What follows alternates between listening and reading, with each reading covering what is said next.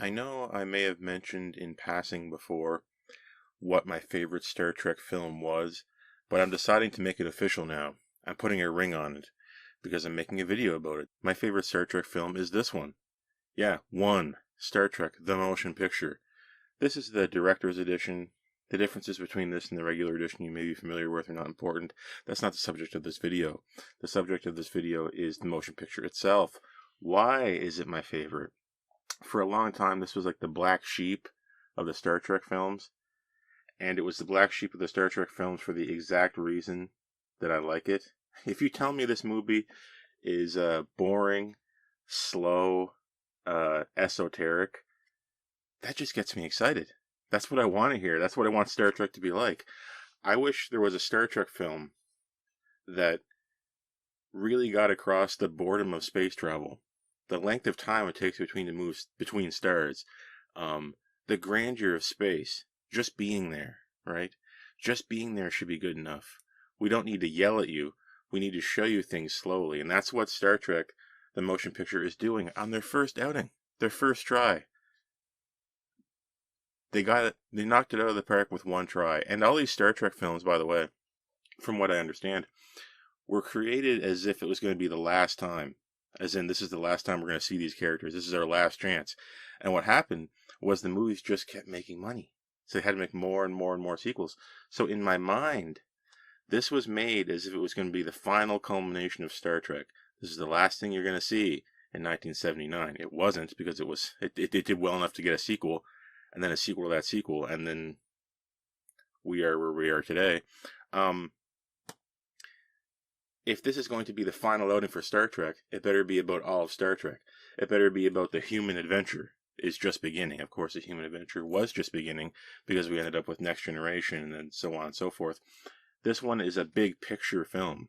The big picture. When they say the motion picture, it should be actually Star Trek, the big picture. Why? It's about life, death, love, things like that. Things that are important to everyone watching it. They're trying to make this not for people who want revenge, people who want petty things, people who want a plot with lots of twists and turns. That's not the point. The point is the thematic core of what it means to say go beyond logic. What if emotion is actually better than logic? What if we created our own enemy in V'ger? What if our technology is fighting us? What if we experience the emotion of love and transcend our physical bodies? You see, big questions, sorely lacking from recent Star Trek. The questions we ask now are, how do we beat the bad guy? you know, Star Trek 2 gets into that.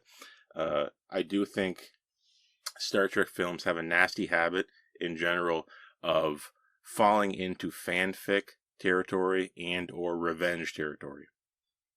How many times has the bad guy wanted revenge? We started with Wrath of Khan, and then we got that all the way up into the most recent Star Trek movie.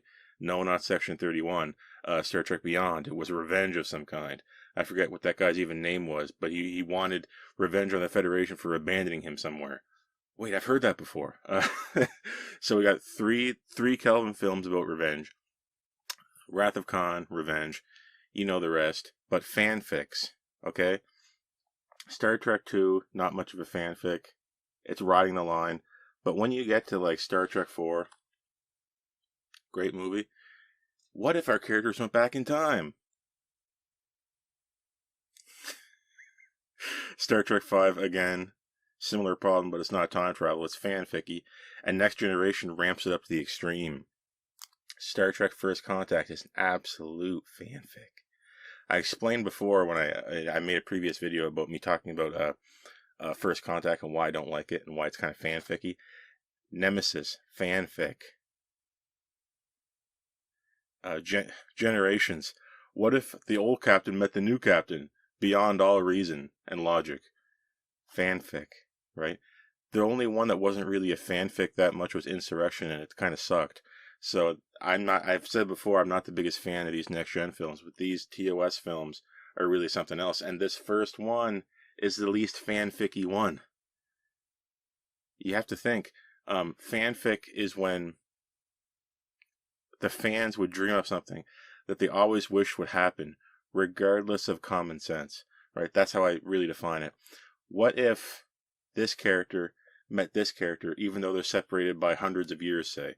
Not specifically in the case between Kirk and Picard, but what if we went back in time and our characters were involved in the first warp flight?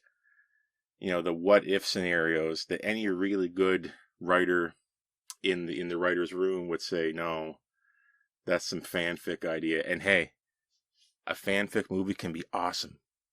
It can be really, really good, but it can never hit the heights of the big picture films like Star Trek, the motion picture, because we're asking things here. We're asking questions that are going to be relevant for centuries, right? Because we're reiterating on ideas that we've already had centuries ago. You see, Spock is on a quest to know himself. Kirk is questioning whether or not this is the end for him. Is he old? Is he too inflexible? Right? And then we literally see the birth of a new life form. Birth. Love, in its physicality, is a visual theme in this show.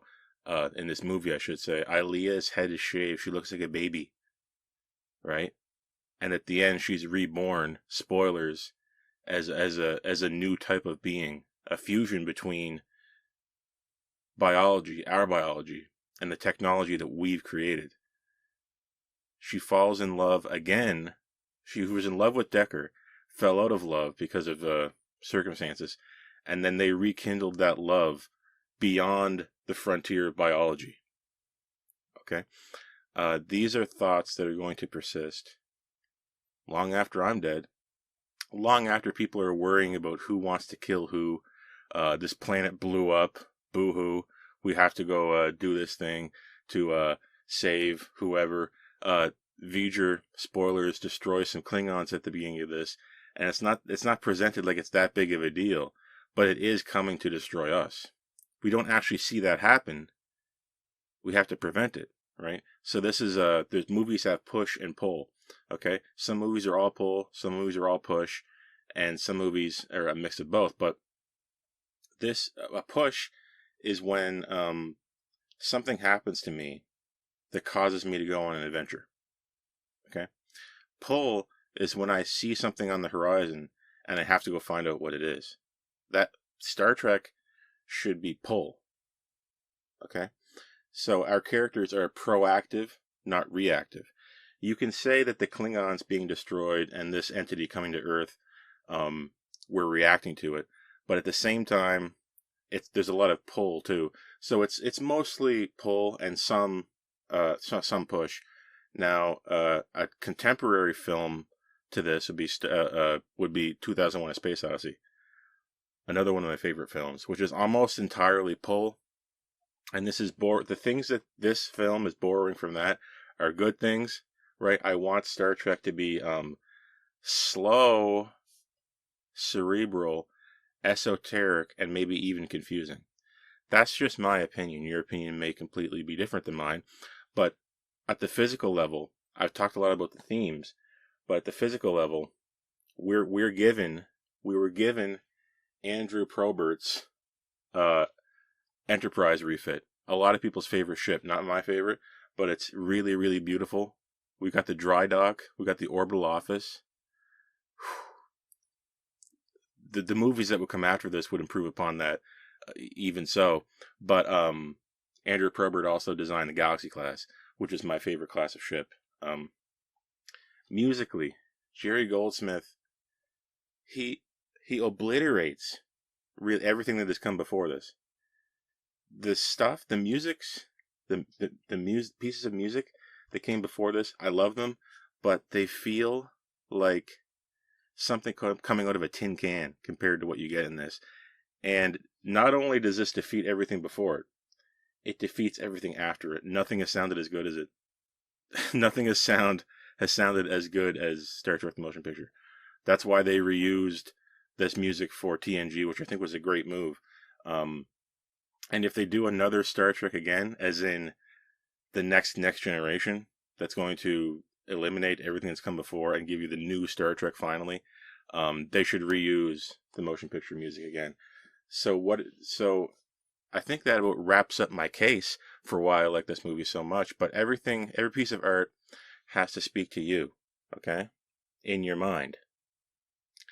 And not everybody is going to enjoy something the same way because we have biological randomness in the mind. And things are going to key in on what happened to you, how you feel, where you think you're going. That's why everybody has a different experience. So you may completely disagree, but I think that Star Trek the Motion Picture is the best Star Trek film, and I hope for another one like it. I have my doubts whether or not it's possible, but it's hard for me to even imagine what I don't like in this. I even like the uniforms. Anyway, I'm Lieutenant Merrick, and I'm going to see you when next time I see you. So long.